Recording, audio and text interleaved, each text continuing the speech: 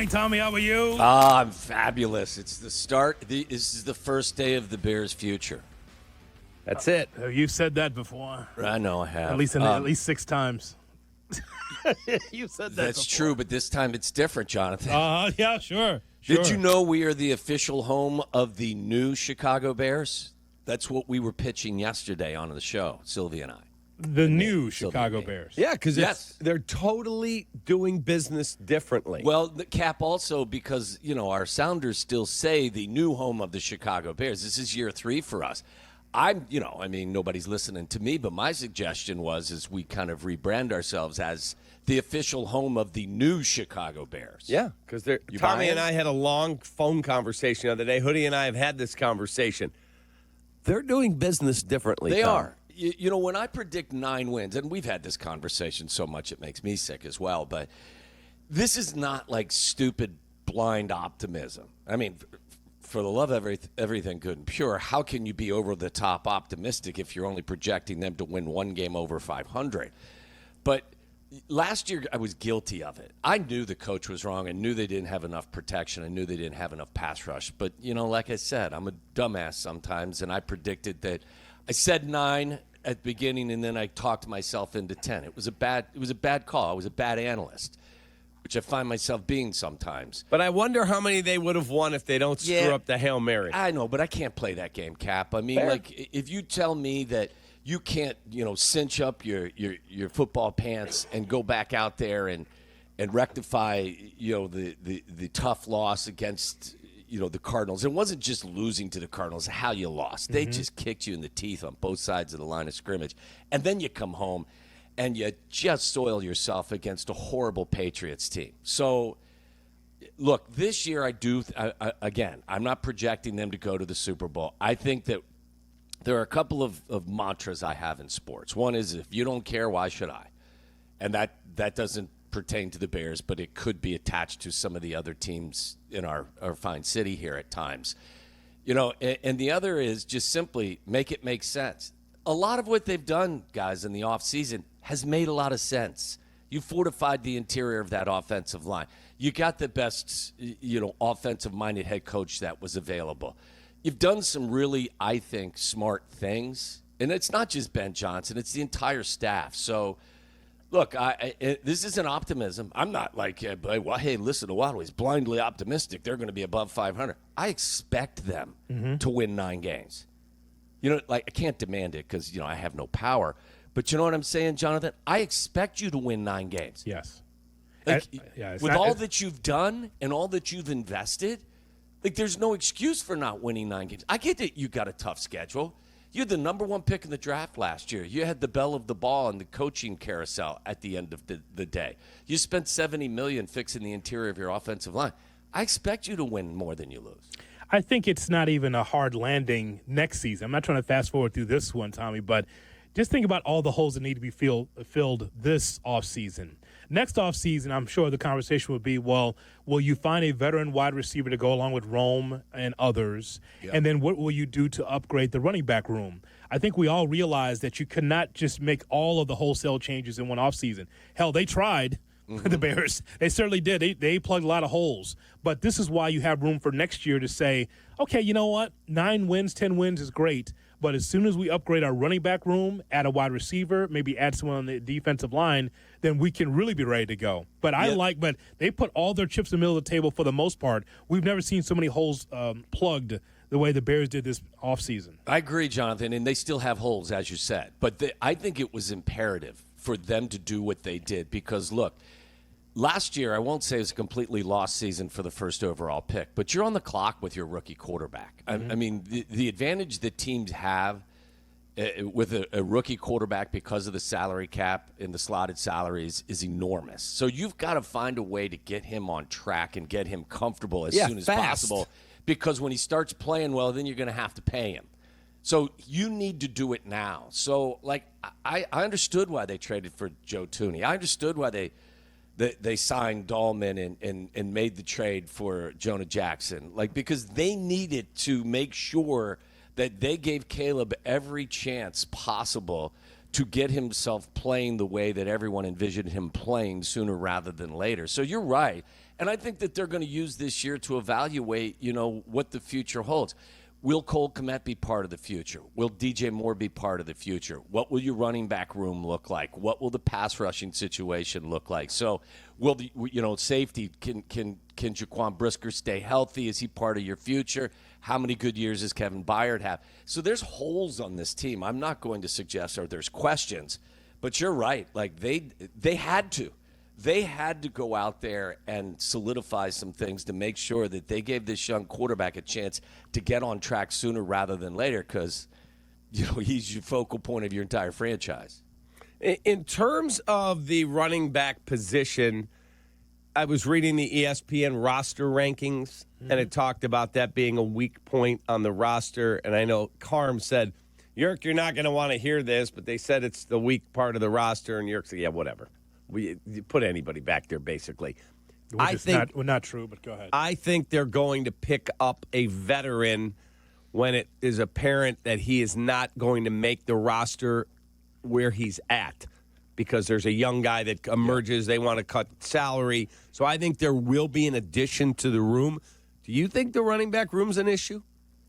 I don't. I don't think it's a strength. But at this point, I fall somewhere between, hey, running backs are the greatest things in the world, and hey, running backs are throwaways. I don't believe that. I think the position is still important.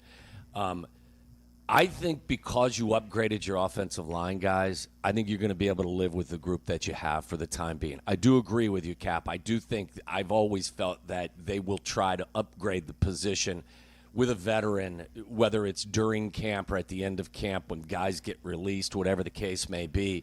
I think they will probably find someone. Maybe the kid from Rutgers, the 7th-round pick, surprises some people. Ian Wheeler's a guy that, I'm going to be interested watching because I thought the kid had excellent speed and a little bit of shake before he got hurt last year. I think they're fine for this year. As Jonathan, you talked about a lot of the holes they filled. I didn't think it was necessary to go out there. You still were on the hook for, $8.5 million with DeAndre Swift. You're going to be fine because you don't have an elite running back room, but if you upgrade the guys in front of them, it'll be adequate enough. True Fan Travel and ESPN Chicago are teaming up for the ultimate fan getaway to Sin City to see the Bears take on the Raiders in Las Vegas. You get round-trip airfare, 3-night stay at Mandalay Bay, special live broadcasts and meet and greets with the full ESPN Chicago team, all-inclusive tailgate, tickets to Bears, Raiders, and more to come. Spots are limited, so don't wait. Reserve your spot today at truefantravel.com. Back to you on the video. In terms of the offensive line, I just saw a ranking where it has the Bears' third best offensive line going into the 2025 season. If that's the case, Cap, they're winning more than they lose. Exactly right. If they stay healthy up front, and I also believe whether it's your former teammate's kid, Ozzie Trapillo, whether it's Braxton Jones, whoever it is that wins that left tackle role, will be better because the guy to their right is Joe Thuney. Yeah, no doubt. And the guy to his right is Drew Dahlman. And the guy to his right is Jonah Jackson. And we're fine with Darnell Wright. And Tommy, go back, you guys, Jonathan, look at the guys that we let leave here. Tevin Jenkins, was there a bidding war for him? Nope. Got a 1-year small money deal in Cleveland. Yeah. Like, look at some of the guys that they let walk out the door. It wasn't like they lost all pros here.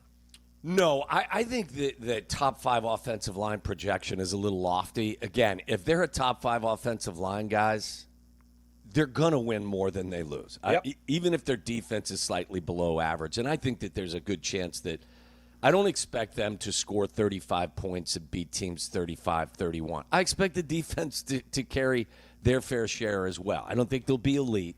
But I like Dennis Allen. I think Al Harris has got one of the most important jobs of the year, trying to connect with Tyreek Stevenson and get the most out of him and keep him focused because I do believe he's really talented. So, if that offensive line is better than we all but listen, I'm cautiously optimistic that I certainly feel strongly that they're going to be better than the group that was there last year. Top 5 is a little lofty for me at this time, but if they are a top 5 offensive line, you're talking about more smiles than frowns. You know what, Tommy, the problem is with this Bears team already? It's just too chatty. It's too damn chatty. And here's what I'm talking about. Like, okay, if you have goals as a player, say you're Caleb Williams and say, hey, man, I would love to throw for 4,000 yards, or the coach says, you know what, our goal for you is to be able to complete 70% of the passes.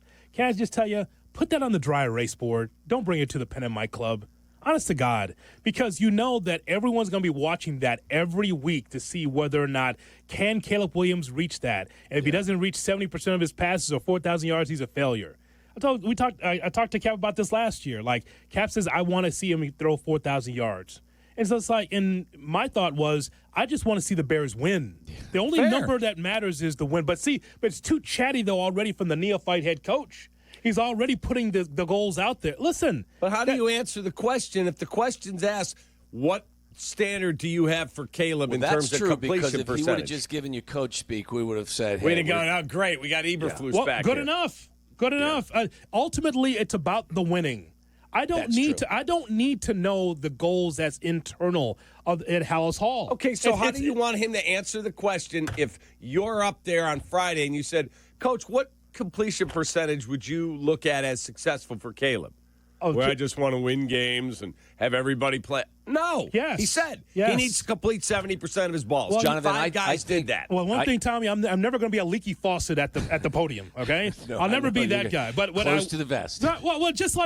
Whatever the goals are, hey, this is what I want you to do on the field. Enough talk.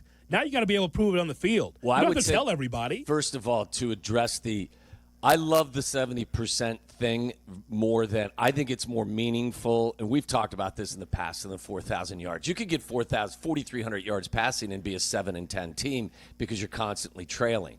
Or you could throw for 3,700 yards and be a 10-7 team because you're completing, 68, 70% of your passes and you're running the ball and you're winning games as you described. I think that if he completes 70% of his my goal would be 67%. There were 20 quarterbacks in the National Football League last year that played at least 10 games that completed 67% of their passes or more. The game has changed. There's tunnel screens. There's, the receivers have an advantage over the defensive backs. Like, you have to be efficient in this league to be good. And you saw that with Jared Goff in Detroit. Last year, Jared Goff completed 72.5% of his passes. Yes. I think if you're completing 67% of your passes or more, your offense is efficient. Caleb is getting what Ben is asking him to say and do, and he is playing the game on time, and it's really pointed in the right direction. If you're completing 62.5% like he did last year, I think that's going to be a sign that he's not adapting to Ben Johnson's offense, because this offense will actually help you get to a higher completion percentage. So to the point of enunciating or just stating your goals, I really, to be honest, Jonathan, I don't have a problem with it right now. I think everything's going to be out there, and here it is. And if you don't do it, I think Ben Johnson's going to say, well, we fell short of our goal. I don't think he's going to shy away from it. I think I personally find it a bit refreshing because I get tired of listening to the guy in the last few years just speak in football lingo. That's fine. So the goal is to be better than Jake Browning from 2023, who had over 70% of his passes thrown. Be better than Jake Browning, and we're going to be a winning ball club. I've always said that, Tommy. Yeah. I've always said that. All I'm telling you is that I don't want more criticism on a second-year player like Caleb Williams, because the spotlight's on him, and the spotlight is bright on the Bears and Caleb Williams. All I'm saying is that people will take that quote and just say, boy, if it's 66%, boy, if he doesn't reach 4,000, boy, this guy might be. But I don't want to hear that. It might happen anyway, but I don't want the Bears to perpetuate that by putting it out there like, these are the goals. If you don't set them, the Bears are in the sewer. Yeah, I mean, if somebody asked him, what are your goals this year as a team? I mean, I would hope he would say we're going to win our goal is to win the division, get into the postseason, and ultimately win the Super Bowl. Yes. So, I mean, look, at this point, I couldn't be happier that football season is here.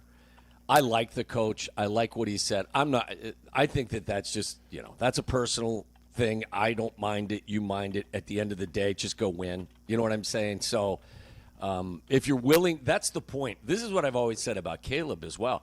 I appreciate his candid, remarks at the podium.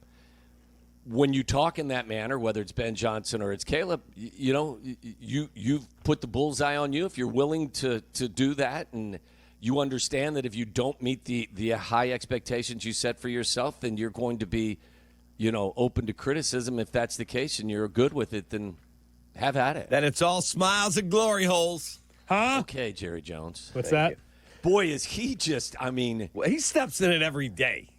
did Evan actually say that he thought Jerry Jones was the face of the NFL last week? Yes. Please tell me he didn't say that. I believe he did, I was Jonathan, off. didn't he? Yeah. Jerry Jones, the face of the NFL. He's not in the top 100. Come I on, mean, did Evan. J- You're did- better than that. Did Jerry realize just now that injuries are part of the sport? I think Johnny Walker Blue realized it. Tommy, as always, we appreciate the time. I'm going up to Hallis Hall. Thanks for moving my time today, fellas. We love you, Tommy. I'll see you tomorrow. You got it, guys. Have a great day.